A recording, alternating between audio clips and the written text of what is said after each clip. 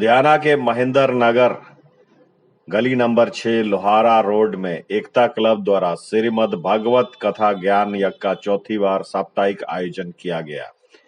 20 मार्च से 27 मार्च तक इस भगवत समागम में दूर दूर से आए भक्तों ने हिस्सा लिया। इस समागम में भगवत कथा का विमोचन पंडित अवधेश पांडे ने किया।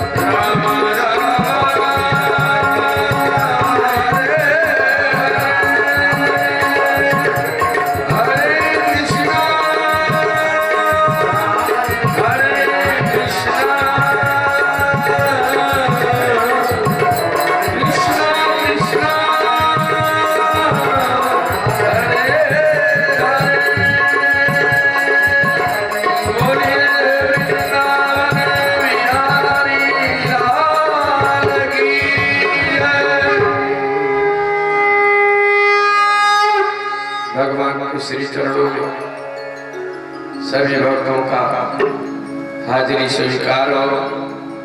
मैं पंडित अवधेश पांडे, हम ऐसे क्षेत्र अयोध्या से हैं और कथा वाचन श्री राम कथा श्रीमद् भागवत कथा जगह जगह करते हैं। यहाँ भी पटना, बिहार, अमेठी आदि स्टेटों में भी गए हैं, प्रांतों में। तो यहाँ पे जो श्रीमद् भागवत कथा हो रहा है, ये एकता क्लब की ओर से आयोजित किया गया है, जिसके प्रधान हैं हमारे कृष्णा पंडित जी, घनश्याम वर्मा जी और शिव कुमार जी, पांडे जी, विनोद मिश्रा जी आदि, और साथ में रामकिशन यादव जी, जिनके अध्यक्षता में कार्यक्रम चल रहा है।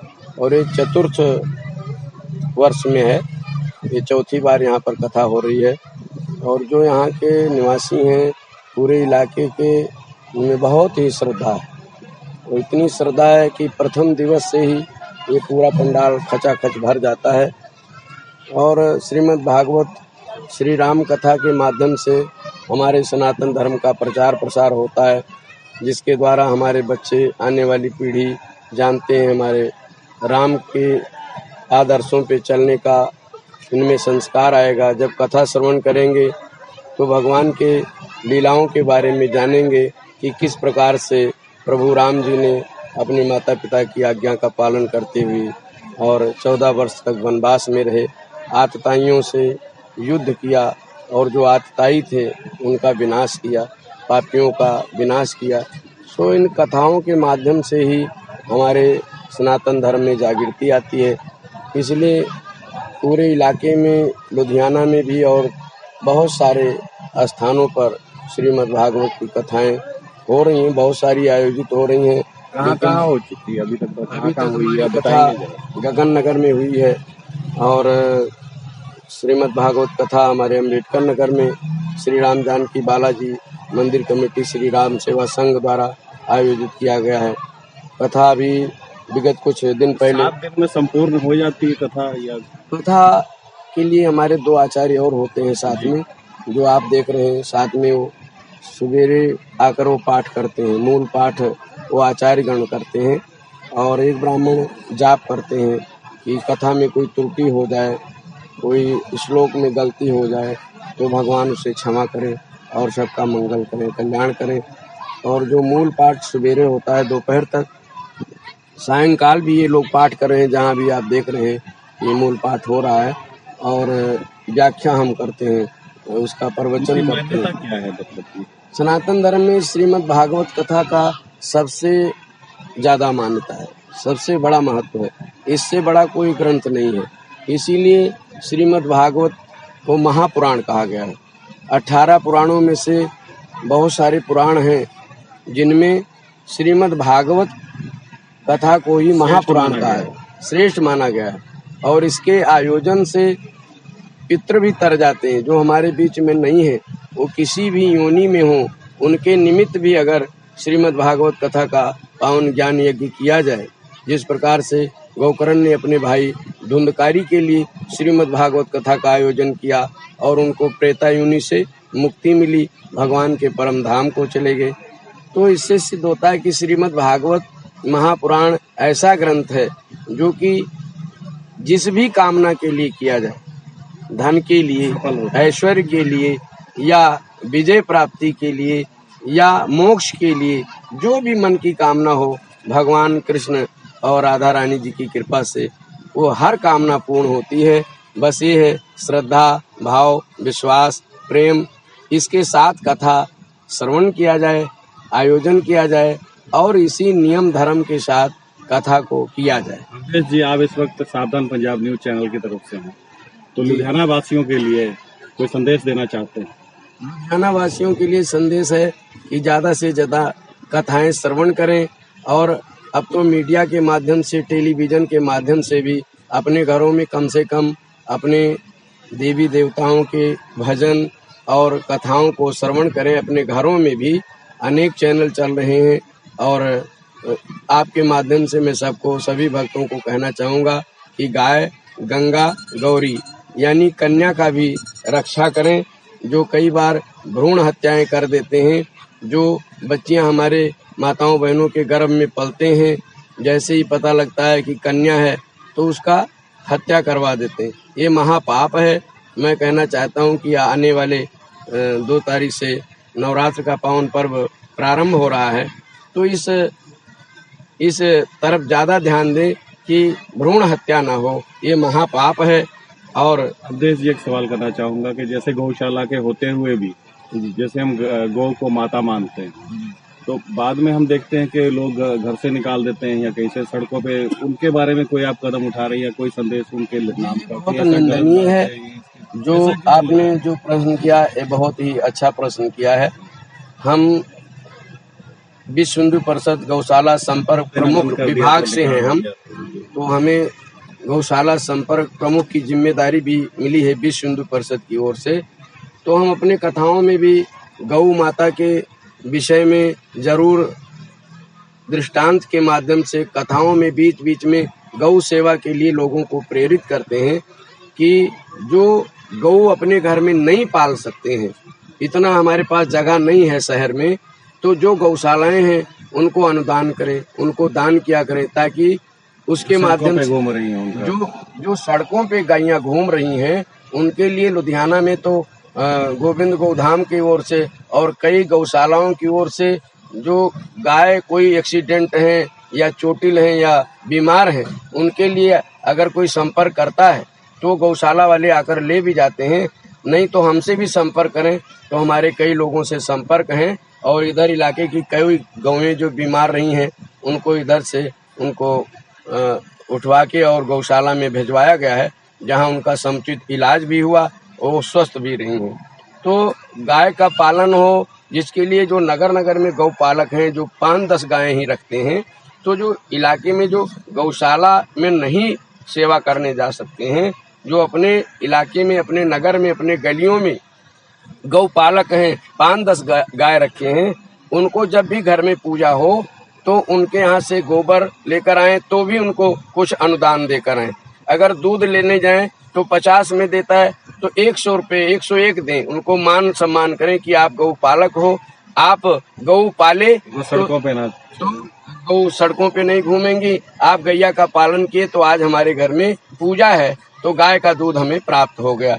इसलिए उनका मान बढ़ेगा और उनको धनार्जन होगा, आर्थिक भी स्थिति उनकी मजबूत होगी। तो जो नगरों में और हमारे इलाकों में भी जो गौपालक हैं वो ज़्यादा से ज़्यादा गैया का पालन करेंगे और जो बेसहारा गैया घूम रही हैं उनका भी पालन इस माध्यम से होगा। बाकी संस्थाएं भी लगी हुई हैं और जागरूकता आ रही है। धीरे धीरे गौ माता का सेवा होगा और जब तक गौ माता का सेवा नहीं होगा तब तक देश दुखी रहेगा, पूरा संसार ही दुखी रहेगा। बहुत अच्छी बातें आपने बताई है अवधेश जी, आपका बहुत बहुत शुक्रिया। आपका भी बहुत बहुत धन्यवाद। Thank you. जो धार्मिक कार्यक्रम को आप जो है प्रचार के लिए आए, सो आपका भी और पूरी आपकी टीम का बहुत बहुत धन्यवाद।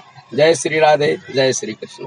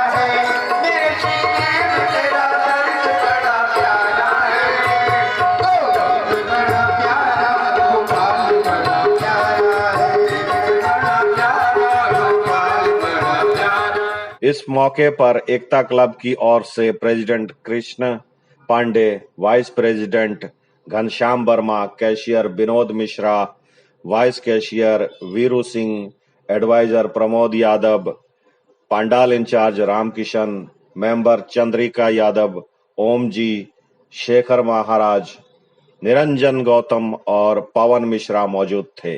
आपका नाम? आ जाओ, सबके फोटो आ जाओ। वीरू सिंह और रामकिशन यादव। ये जो आपने समागम किया है, ये हर साल करते हैं या पहली बार करते हैं? नहीं जी, चौथी भागवत है। चौथी बार। इसकी क्या मान्यता है कि ये आप करवाते हैं?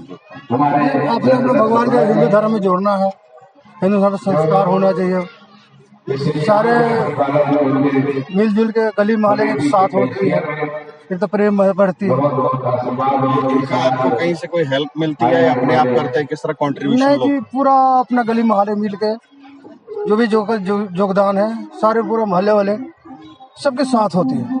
इसमें जो कथावाचक है, हाँ, कहाँ से आते हैं? एक ही आते हैं कि अलग? नहीं, हमारा गुरुजी एक गुरुजी के मानते हैं। जी, उनका नाम, उनके बारे में बताइए। हाँ, जो वो उनका नाम अवधेश जी पांडे नाम है सर। कहाँ से पधारे? ये अयोध्या के हैं, बाकी जो लोकल रहते हैं। हाँ सर। आप बताएंगे इसके बारे में और जो इसकी तैयारी कैसे की आपने? तैयारी मीटिंग किया, बंदूक भाई कथा भागवत करनी है, बस चौथी साल है, हर साल है। अब इस बार चौथी बार मना रहे हैं? चौथी बार है। ये कितने दिन चलेगा? ये कल तक का है, 7 दिन का है। हाँ, 7 दिन का। संडे को भंडारा हो जाएगा, कल भंडारा है। मेरे हिसाब से कितने भक्तजन यहाँ पे पधार? भक्तजन जी तो गिनती तो कोई है ही नहीं। 500 के आते हैं कि बाहर से भी आए हैं? मतलब बाहर से भी आते हैं। कौन कौन सी जगह से? पटना से भी आए हैं सर। उनके रहने खाने सब अपना ठिकाना अपना आप लोगों की तरफ, संस्था की तरफ से? संस्था की तरफ से लंगर का व्यवस्था? लंगर का सब संस्था का व्यवस्था। तो कोई संदेश देना चाहते हैं आप जो देखने वाले हैं सावधान पंजाब की तरफ से? आप सावधान पंजाब चैनल की तरफ से आप जो भक्तजन है आपके जो नहीं पहुंच पा रहे हैं, उनको कोई मैसेज देना चाहते हैं? हम तो हाथ जोड़ के विनती है सर कि सारे हिंदू धर्म में आप लोग आइए, पूजा पाठ में शामिल होइए। ये हिंदू धर्म का हम लोग का संस्कार है, ये है। आप क्या कर सकते हैं? सारे संस्थाएं सबको जुट जाए, हाथ जोड़ के विनती है, बस इतनी कर सकते हैं। हिंदू धर्म की है, संस्कार है सबसे पहले। Thank you. सावधान पंजाब न्यूज चैनल की ओर से दीपक बहुत और गुरदीप आसी की रिपोर्ट।